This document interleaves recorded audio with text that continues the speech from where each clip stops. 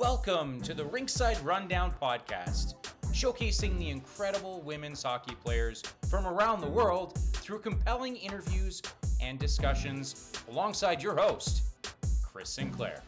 Hello and welcome back to the Rinkside Rundown podcast. Today I am thrilled to be joined by Gwyneth Philips, a Northeastern University graduate and newest member of PWHL Ottawa.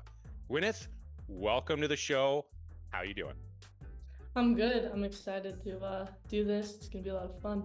Yes, it will be. I cannot believe that I have the chance to be able to chat with you, and I'm so excited. So let's dive in. I always like starting, and I don't know about you, but I love a good origin story. And so I would love to learn more about what was it about hockey that drew you to the sport? Yeah, I mean, I'm from a small town where like everyone kind of plays football, but we did have an ice hockey program, like a house program. And I don't know why my dad signed my brother up for that, but he did. And my brother kind of leaned into it. And then he took it off and started playing like up in Columbus, about an hour and a half north, or 2 hours back then. And so I just kind of, wanted to be as cool as my brother. And then eventually I was obsessed with being a goalie. That's a whole nother story, but eventually just kind of started getting into the goalie world and kind of things started to work out. But I don't really know, like there wasn't like one point in time. I played hockey and then I started doing figure skating to like help my hockey. So it's not like I started figure skating. I think mostly I wanted to be as cool as my big brother. So, and we're going to get into the impact your family had on you. But could you tell me a little bit more about, and this is actually a common theme where even on the male side, a lot of people will actually, whether they're actually, typically on the male side, it's that they have figure skaters helping with their edge work and all that sort of stuff. Could you talk a little bit about the impact that figure skating, you actually participating directly in figure skating helped your career, especially as you had such a passion for being a goaltender? Yeah, I mean, at the time when I was doing figure skating, I was still a player. But I think the reason I did it was to help my edge work, to just be a better skater. And I think it really helped. And also, like, beyond the tangible skill set, like, I remember waking up at, like, 5 a.m. as a 10-year-old, and my mom would, like, take the hairdryer and, like, blow hot air into my pants. That way I could put on warm pants.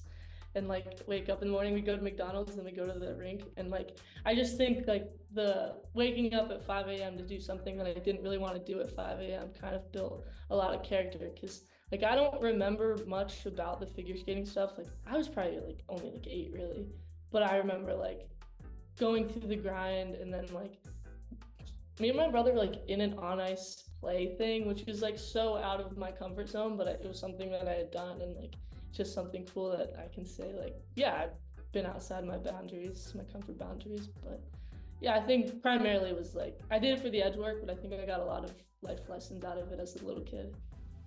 Including a lot of McDonald's, which is never a bad thing. Yeah, well, I love those pancakes. I don't know why. Yeah, a great way to start off your day. You alluded to it just a moment ago, but you grew up in Athens, Ohio, and it's so often the case, but you were in a position in which, and you actually said, like, you started off as a player, not as a goaltender. What was it like to have to play early on in your career? You were just constantly having to play with boys. What was that like? And then what was the transition for you like to actually be able to play with girls as well? Yeah, I played boys, like strictly boys until like U10. And then I still, like my primary focus was guys until like high school, but I played on girls teams. And as I got older, like I would focus on the girls. So like before when I was like 12, I would miss some girls things to go to guys things. But as I got older, I had to make that shift and focus like just for like my future and stuff, because there weren't going to be many scouts and whatever at the guys stuff. But I think like, I honestly think I I learned, like, I think the reason I'm able to play at where I am is because I did try to play guys as long as I could. Like, I was like a 12-year-old playing with 14-year-olds, but then making that switch to girls was pretty important. Like, in high school, we had one of our men's goalies dressed for like a practice, and he was getting lit up. And it was like, he was like, I'm just not used to this game. Like, it's just so much different. So I think making that transition to the women's side of things at an early age was really helpful, because then I could see like how the game goes. Because it's a smarter game. Until recently, the lack of physicality kind of changes the way people have to do things. So I think it was really important to me to play for both guys and girls, and like, I don't know, skill wise especially, and like just learning how to like be. So did you ever have a chance to play goal against the boys? What do you mean? Like, I was on an all team. So Sorry? I was on an all guys team. Yeah. So sorry. Did you ever play? But were you goal then, or were you still? Were you still? I think I made the transition to full-time goalie on a guys team around like 10 or 11. Okay. So yeah, and then I played till I was like a freshman. So I went to prep school my freshman year. So I played until I was like U14 or whatever that is, like bantam, I think, for guys. Okay, so and maybe we're getting a little bit ahead of ourselves here, but that's fine. Let's jump around a little bit. How do you think playing against boys has helped your game as a goaltender in terms of how you approach every game, how you prepare for every game, and then how you actually play that game? I mean, it's been so long now since I've had to like think about that, because it's been 10 years. Oh wow. But I think like when I was 12, I'd play on the 14 guys, and they were just so much bigger and faster than me, and like just they developed so much faster. Like, I was playing with 14-year-old dudes. I was 12. I was tiny, and like I think I kind of learned how to play as a small person. And then like now that I'm 23 and I'm still pretty short, like I think like the skills that I learned when I was with the guys, like being an undersized goalie, especially with way bigger guys, like I had to figure out different styles that maybe other goalies weren't doing, and just learn to be an athletic goalie. Because like, I mean, I'm not going to say, 14-year-old AA boys are like, the best, but when you're 4 foot something and trying to keep up with them, you got to play your own style. Yeah, and I think, going back a little bit here for a moment, I think, as someone who was also a small town, like I never played competitive sports really at any level, but I grew up in a small town, and I know that had a tremendous impact on me. What was it like for you to be, growing up in Athens, Ohio? I can't say enough great things about my town. I know growing up, it was a little bit tough because eventually I kind of grew out of the house league, and like I wanted to keep playing at a higher level, and there was some pushback, and like, my dad can tell the story better, but like the board was like, if you ever show up to the rink again, like telling me, I was like 6, like, we're gonna call the police on you. And I think I went to the rink, and I think they called the police on me. Like, there was some pushback at a young age, and then eventually, like, I don't know what changed. I think the board kind of flipped over, and then like it was, smooth sailing from there. And everyone was really welcoming and let me kind of do the double roster thing, so that way I could play with my friends in Athens, and then like keep, getting better and like reaching my goals in Columbus. And I mean, now like those kids that, again, like I went to prep school, so those kids in Athens I haven't lived or gone to school with since middle school are some of my closest friends. Like, I'm gonna go to London to see one in a few weeks. Like, my other one's like he'd take a bullet for me. Like, it's a great town, great people, and I think everyone was so supportive. Like, when my parents post things, it's like all these Athens moms and dads being like, I remember when. Like, I think just having that support, and then like because I didn't really play hockey there, like that's not my identity in Athens, which is really cool. Like, I'm not like this hockey player so much. It's kind of like reprieve. Yeah, it's a nice break, especially, and we're going to get into it, but especially based off of your collegiate career. You had an incredible collegiate career, so it's nice to be able to just be known as Gwyneth Philips. Yeah. Yeah. Yeah, it's cool. I like it. Yeah. How, we've mentioned it a couple of times here, but how important has your family been for you? Both, I think, in the, obviously in the early days, some McDonald's runs, as you've mentioned, but and especially now, like you're starting an incredible next chapter of your life. This is a pro career now. What's it been like to have that support along the way? It's been amazing. My brother's 5.5, 6 years older than me, and he was playing hockey. And so like growing up with that age gap, both playing hockey, like I was usually with my dad and my mom was usually with my brother. And so like, my dad was my number one supporter, drove me everywhere. And then my mom was kind of helping with my brother. And then as I kind of got older and like, especially in college, when, my brother's not really playing, he doesn't play hockey anymore unless you count like beer league, which he does. And my mom's able to like they started coming to every game, and my parents would commute to Boston like every weekend, even when I wasn't playing, to watch my games. And now like if you ask my brother like any of my stats or anything, like they're just right there. Like he knows everything. Like he's my biggest supporter now. And I think them having my dad driving me everywhere, and me getting to watch my brother like have so much fun with hockey and take it as far as he could, I think propelled me to like want to be as good as I can be and take this as far as I can. And so now like looking back at it to see like all that they've done and all the work they put into it, and now I can see like how excited they are and proud of me that I've managed to get where I am. Okay, so we're going to do that thing again that I typically do, which is jump ahead to jump back again. So bear with me on this one, but this is a perfect segue. You were drafted into the PWHL. You were drafted to Ottawa. I want to know, we're going to get into more of your perspective on that in a little bit, but I want to know, if we're talking about family, and I would be remiss if I didn't ask how your family how excited your family was, considering all of the things you had to go through to get to where you are. What were their reactions? What were their thoughts when they found out that you were drafted into the PWHL? I mean, my mom was with me, and she was so excited. And not to get ahead of again, but like I didn't know where I was going to go in the draft, so to hear my name in the third round when I was thinking a little bit later was like, oh my gosh, like here we go. And my poor dad, it was his birthday on the day of the draft, and my dog is like not doing so well, and so he like volunteered to stay back and watch my dog.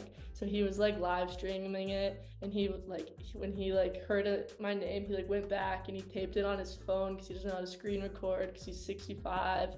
And then he posted on Facebook, and he was like, I shouted him out, like I was like, sorry that you can't be here, Dad. And he was like, oh my gosh, that's me. Like, so they were really excited. And then again, like I got so many texts from old teammates and then the Athens people, but yeah, they were just excited. Like, I mean, I've put in a lot of work, but they've definitely put in a lot of work too. Like a lot of long nights, getting home from practice at 1 or 2 a.m. and my dad would have to go to work the next day at like 8. So I think they were a little bit relieved.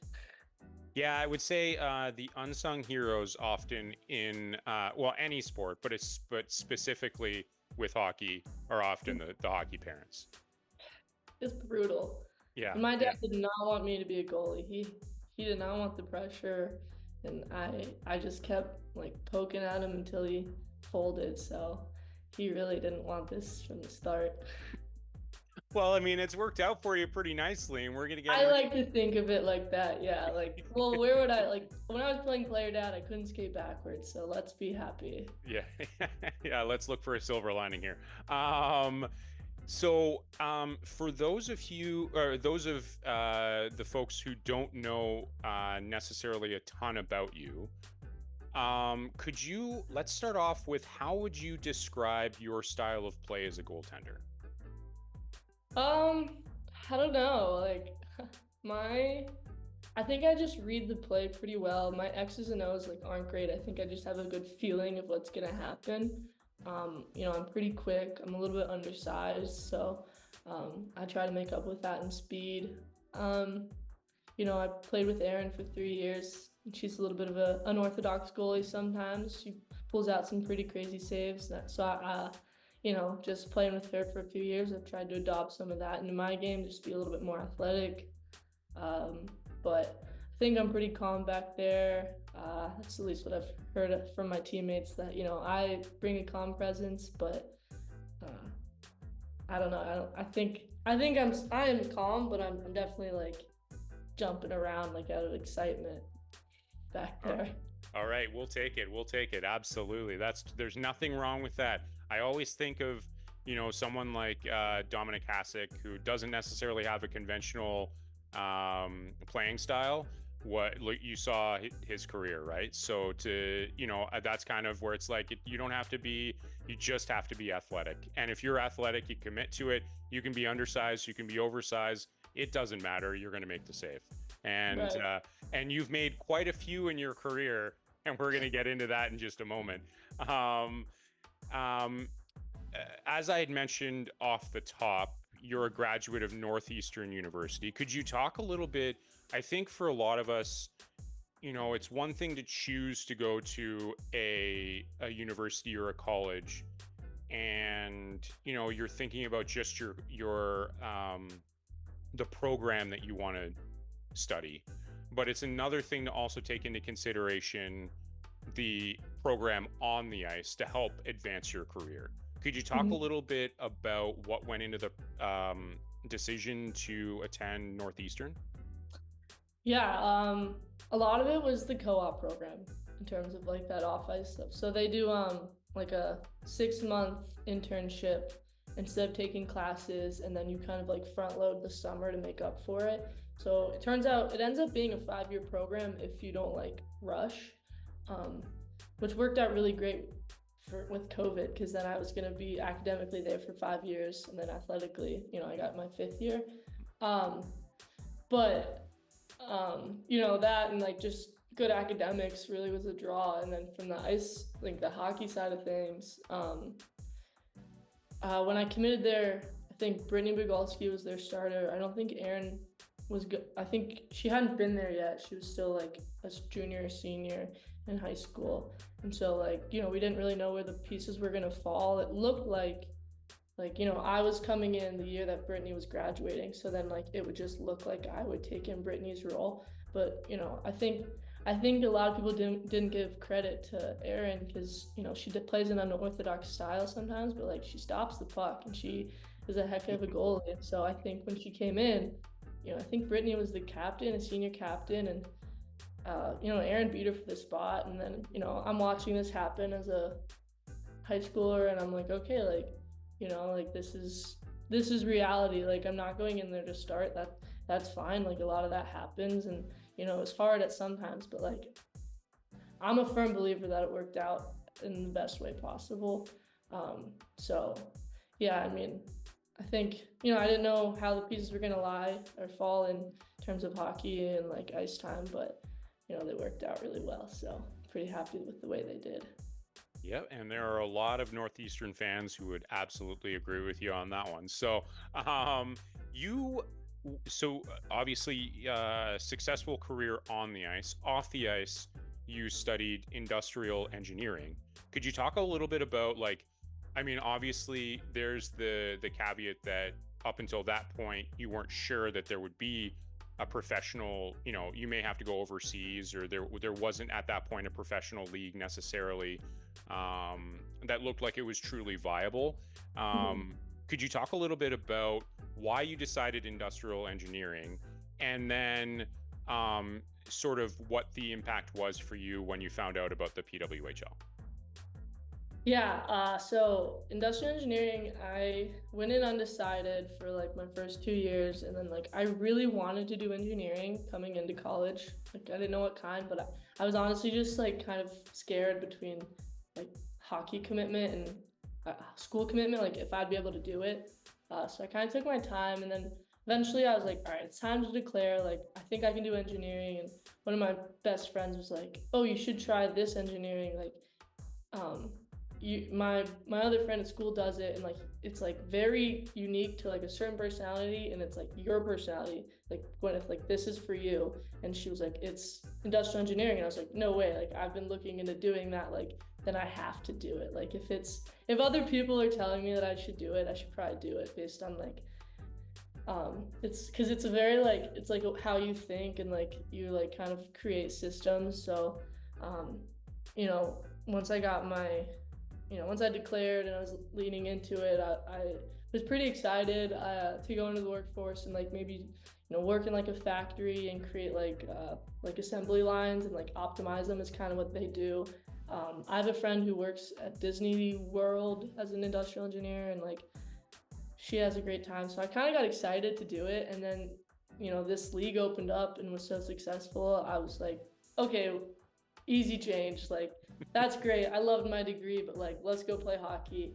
Now I'm like, oh, what am I gonna do? Like eventually, like I have all this awesome degree, but I think I'm definitely more excited to continue my post-grad career as a hockey player than as an engineer. Yeah, I don't know anything about industrial engineering, and I dropped out of university. So, but I feel like playing hockey is clearly a more passionate thing for you, even if hopefully you have a tremendously long career, but even if it isn't a long career, at least you got to do it professionally. Totally. At least I got to do it professionally. It's so cool. So this is the part of the show where I've realized that hockey, obviously it's a team sport. So it isn't necessarily about just individual awards. It isn't just about, your success on the ice, those sorts of things. But I do think that there's value, especially for now Ottawa fans who may not know necessarily about your incredible Northeastern career, which they need to look into. Because when I did, I can promise you, and I'm going to get ahead of myself here, but I can promise you, I jumped up when they and screamed when Ottawa selected you, and I scared my dog. There's you had an incredible. It's again, I'd be remiss if I didn't highlight your incredible Northeastern career, where it included things like the National Goaltender of the Year in 2023, two-time Patty Kazmaier Award finalist, NCAA record holder with a .958 career save percentage. Again, I know it isn't about those individual results, but it is to a degree as well. I want to know, in reflecting on your time at Northeastern, what were some of those favorite memories that you had? Like whenever I think about my career at Northeastern, one of my first thoughts is about the bean pot that was at TD Garden this past year. That was so cool, like coolest thing ever. Now it's like still really cool, but now it's like, wow, like my PW games are gonna have like that many people. Like that's also, and then to think about that is really cool. My fourth year, my senior year, like hockey's championship, like this is so bad, but I think I let in like the first shot, and I was like, first goal, and I was like, I don't know, like I had so much confidence in my team, and that's what I think about, but I was like, we're winning this game. I'm not even afraid. Like I don't know if that was the right attitude, but like I was like, we're winning this game. I don't care that I let in the first shot, like because my team's got it. And like then I think about how proud and like how good and how cool that team was, that like I had that confidence that like even though we're down nothing with like one shot on net, like we've got it. So I love that team. And then you got all the silly off ice memories that'll last a lifetime. that team, Northeastern has a really good culture. So I was really happy to be part of that. And, a lot of really good kids still in the program and who have gone through. So very fortunate to have learned from some of the best on and off the ice. And now, a word from our sponsor. This episode is sponsored by sports nutritionist Melissa Buffunos of MB Performance Nutrition. As a former competitive hockey player turned nutritionist, Melissa's mission is to help the next generation of hockey players optimize their health and diets so they can perform their best on and off the ice. Ready to dominate on the ice? Melissa's new course, The Hockey Nutrition Blueprint, is opening soon. If you're serious about learning how nutrition can impact performance and building actionable nutrition strategies based on your unique needs as an elite hockey player, get on the waitlist today. Learn more and sign up at melissabuffunos.com/course. That's melissabuffunos.com/course.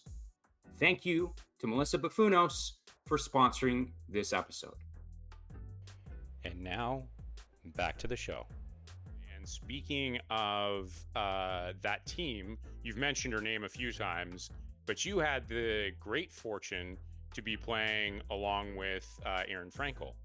And we saw her success this season with Boston. She was fantastic. I think they ended up dubbing her the Green Monster, if I'm not mistaken. I think that's so awesome. That's such a good nickname. Yeah. Shout out to Kenzie Lalone for that one. It was fantastic. Absolutely. And it was absolutely accurate. She played outstandingly well this season, especially in the playoffs. Could you talk a little bit about your relationship with her and maybe some of the things that, not just that you learned from her, but she was like how that relationship was and sort of what you were able to learn from one another? Yeah, I mean, having Erin as a goalie partner was great. I think I talked about, taking some tools from her toolbox, but aside from that, like, no one works as hard as Erin, like in practice, in games. So just kind of seeing her work ethic and then watching how her work ethic got her to where she wants to be kind of showed me like what was possible if, I worked that hard. And, she just doesn't give up on pucks. Doesn't matter if, she's making a backwards flip to like get there. So, just learning what it takes to be at that next level. Cause she was really like, around like while I was there, like that was kind of when she was getting her break with Team USA, I think. And so like seeing like that happen for her, like kind of showed me like what it takes. And I think that was really helpful for me because, she gave me like a role model, someone to look up to.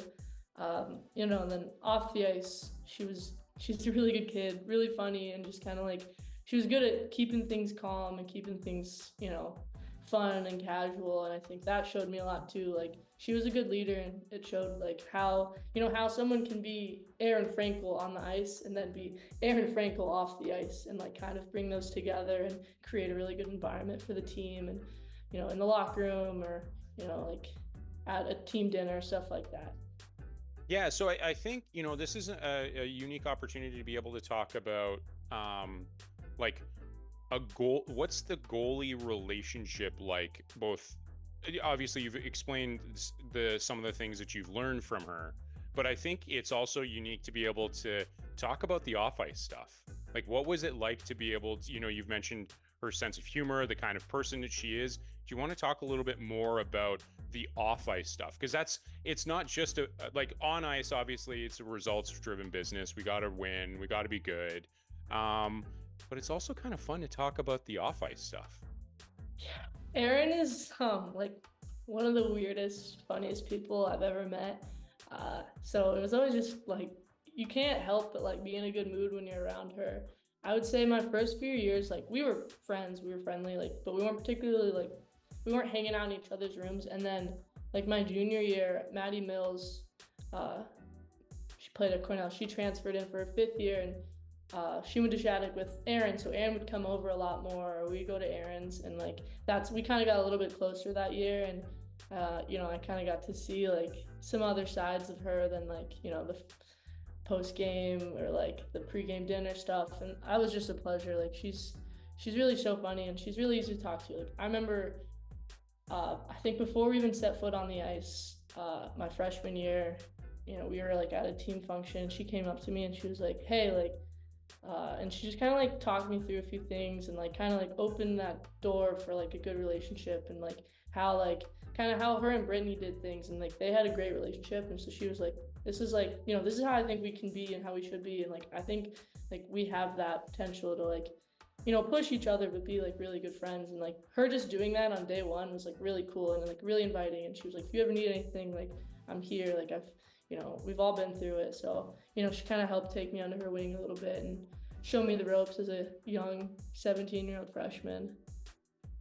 All right. And that obviously goes a long way. And I think that helps define who you are and how you approach any other team that you're a part of now, Ottawa. Also, speaking of teams, you had the opportunity to, you were selected to be part of Team USA in this year's IIHF Women's World Championships. I kind of want to know, what were some of the biggest takeaways from you in terms of just like the overall experience, being able to be a part of that, being a part of Team USA, and how you think that's going to translate, it's all about those experiences that you have throughout your career. They kind of pile up and they kind of like add to who you are now.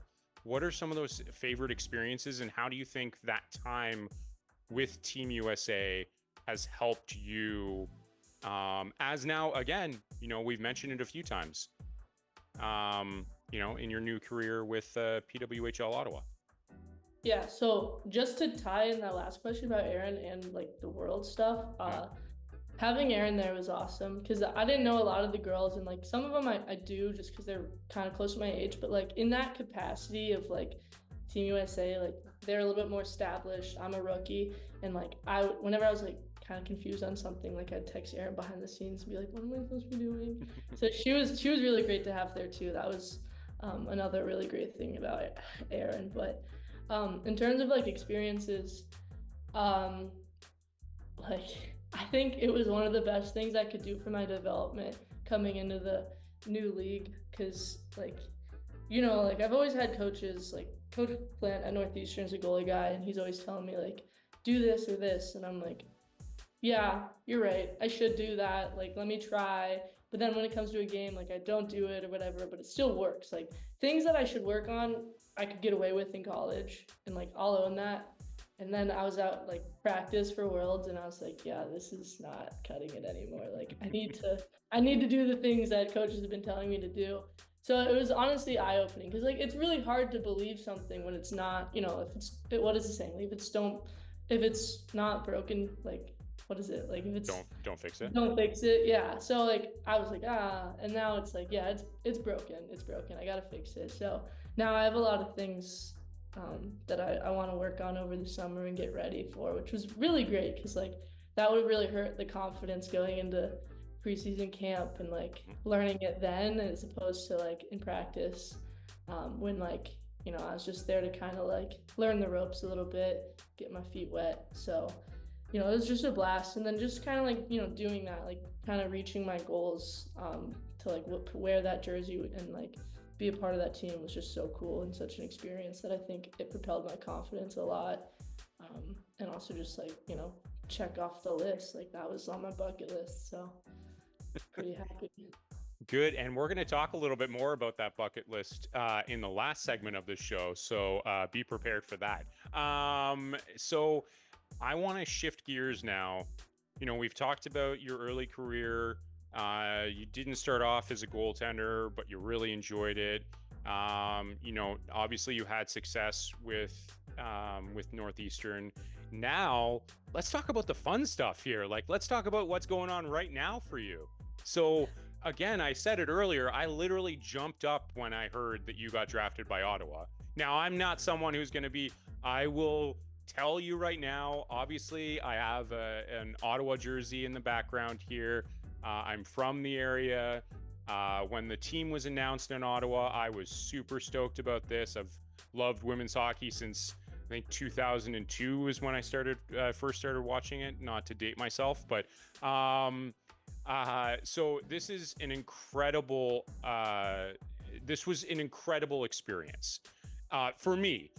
So I can only imagine how it must have been for you. So I kind of want to, if we could kind of get, go back to that moment. You had mentioned from your parents' perspective how exciting it was. Could you talk about what it was like for you personally to hear your name drafted into the PWHL? It was like no words. I was so excited and honestly like so surprised. I thought Ottawa was off the board for me. I thought the way things worked out, I thought one goalie was coming over from Montreal, and then Montreal was going to open up, and New York needed a goalie, and Toronto wanted a goalie, and so Ottawa, I was like not going there. Like they don't need a goalie. Like they're pretty set.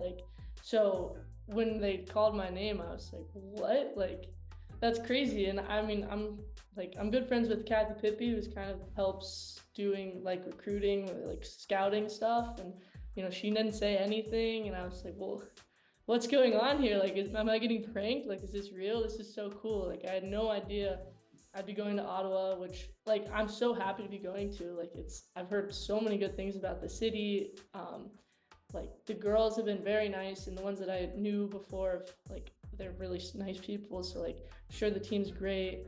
But I was just in shock. Like, I had no idea that I would be going to Ottawa, and the third round is a huge honor, but it was just so cool to be like a part of something, still so new, but like thriving as much as it is. And now to be like a part of, with my friends that have gone on and played in the first year of the league, to go play with them again is going to be really cool. And so let's expand on that a little bit. Let's talk a little bit about what you've heard about Ottawa. And whether, a lot of those players, whether a lot of Ottawa's players have reached out to you to let you know, like, hey, this is what you should expect. Because, there's across the league, Ottawa is known as probably, and again, I know this is going to sound biased, but I have the information to back it up. Ottawa is known as like a primo location for women's hockey. The enthusiasm, the passion, it's here. What is it like? What are you most looking forward to? And then how have the players helped to prepare you for coming to Ottawa? Yeah, I keep hearing that Ottawa has the best market, and like everything that I've heard, like that's so true. Like they have the best fans. I've heard the facilities are really great for the players, and so I'm just so excited to like be there. Like this is ridiculous, but like I was on the call with the goalie coach, and he was telling me like kind of where the girls live, and so I'm like doing research, and I'm like so excited to be apartment shopping for like my new house in Ottawa. Like that's so cool. And as soon as I got drafted, some of the girls were DMing me, like following me, and I'm like, this is surreal. Like these girls are so cool, and now like I know them. Like they follow me on Instagram now. Like that's insane. And so like, getting DMs from them and being like, oh my gosh, like I used to look up to you. Like I still look up to you. And then like a few days later, like texts are trickling in as they like get my number from people, and they're like, can't wait to have you. Like, can't wait to like get the season going. And it's just like building up all this excitement for like the season and like this new chapter in my life. Like I'm so excited for Ottawa. Like I've heard so many great things, and like the city just seems so cool. Like I'm a city person, so like I think that's going to be a lot of fun for me, just being in a really cool spot. All right, well, prepare yourself because it is unreal here. So, and we're thrilled to have you here. I speak on behalf of all Ottawa fans. I'll take that. I'll take on that burden. It's going to be a really exciting time. We're going to move to the last segment of the show, and this last segment of the show has traditionally become. It's basically a scientifically proven test. Okay. That will really help us to get to know the true Gwyneth Philips. Are you ready to take that test? Yeah. Okay, good. I promise it's not skill testing. It's also not that hard. So don't worry. I hated tests, so I would never make this very difficult. But it's going to be a lot of fun, and I hope you enjoyed as much as I did. Okay. Okay. We're going to start off with, I've been fortunate enough to be able to connect with a few goalies, but not many on this show.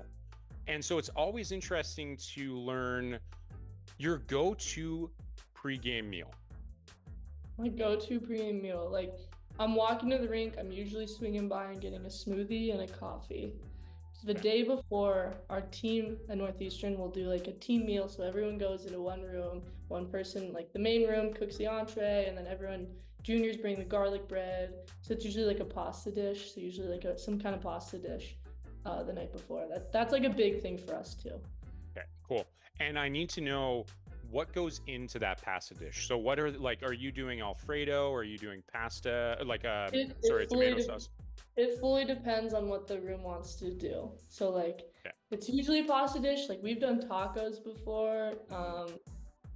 Sometimes it's like a lasagna, but I'm like a big fan of the classic spaghetti and meatballs. It's the easiest to cook for 30 people. So I'll go with like a pasta, like a spaghetti and meatballs with like garlic bread.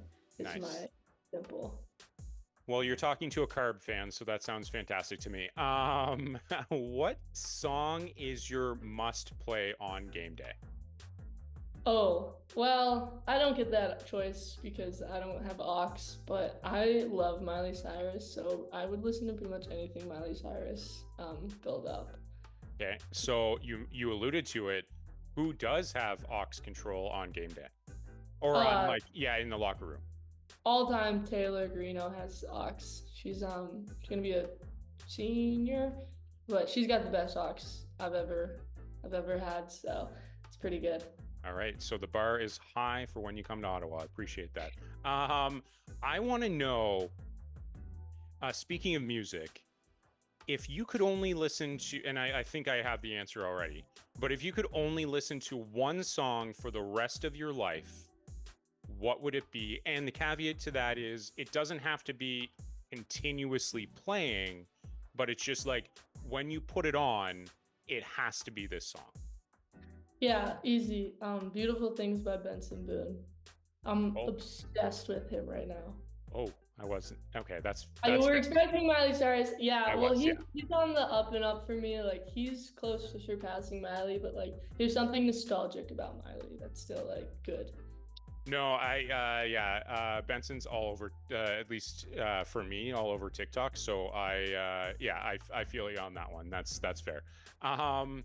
If you weren't playing hockey, what would you do? Would it be industrial engineering? It probably would be, but like if I was really doing whatever I wanted, I would probably like have like a retrofitted van and like live my life driving around and doing things. I like to be like outside things, Yeah. So I like weird. I would be like a big van life person. Okay, that's fair. I looked into it, so I feel you on that one. We had spoken about it earlier, or you had mentioned it earlier about your bucket list. So there was something you've checked off your bucket list, being able to play for with Team USA. Right. What's something else that's on your bucket list? Let me pull it up. But one of them that you actually have a list. This is great. I have like one list that's like serious and one list that's like not so serious. Okay, one from each.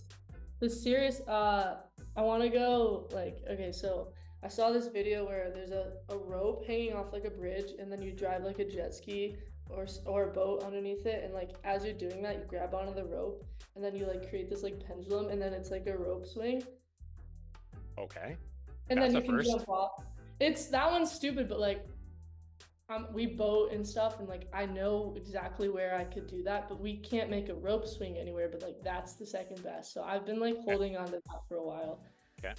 And then the serious one, I want to go to like 15 new restaurants by the end of the year, which is like hard for me because I don't go and eat out a lot, but that's like I'm wanting to do that more. Okay. I think that'll be easy moving to Ottawa. Like everything will be a new restaurant. So I might have to rethink that. No, I was going to say, I can promise you the 15 new restaurants in Ottawa, that's something that absolutely can be achieved. We don't have bridges tall enough for that, for your first option, but I can promise you the second one got you covered, especially around the rink. You're going to be that neck of the woods is absolutely going to be stellar for that. That's what I've heard.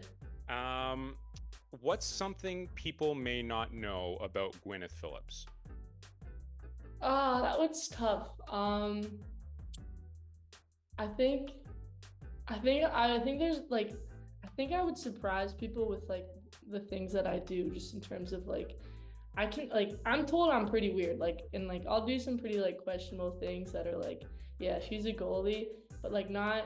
So I would just kind of like, people don't know, but like I'm gonna like, I come off as like, to start like a little bit normal, but like once you get to know me, like you might like run away and hide. I don't know.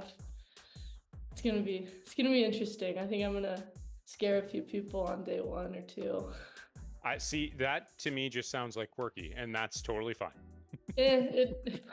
Maybe. Maybe I tried to put a positive spin on that one.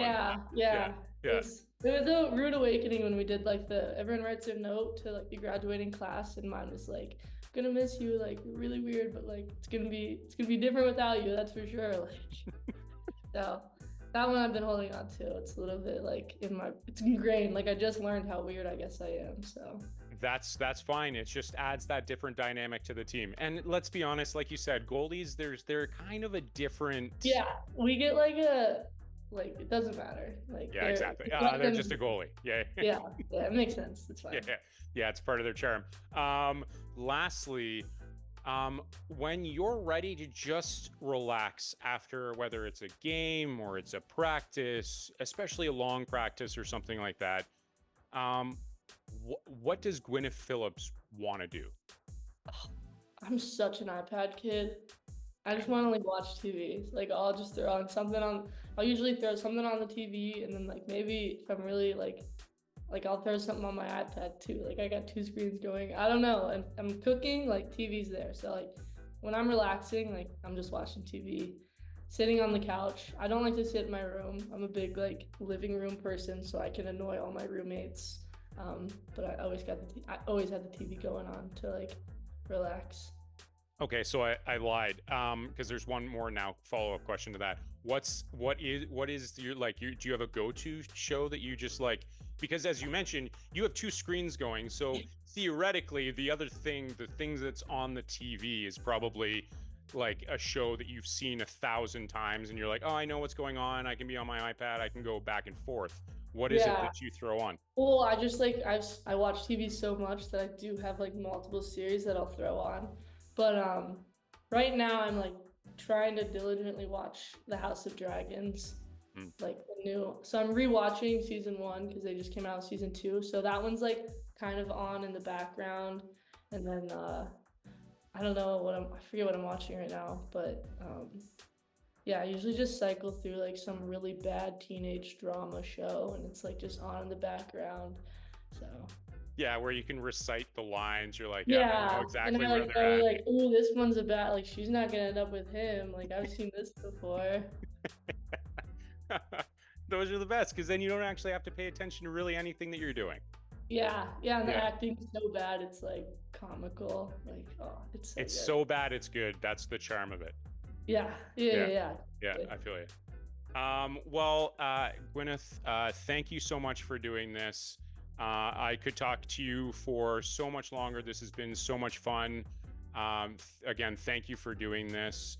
I know that you've been busy, obviously getting drafted, planning on moving to Ottawa. Eventually you will get here.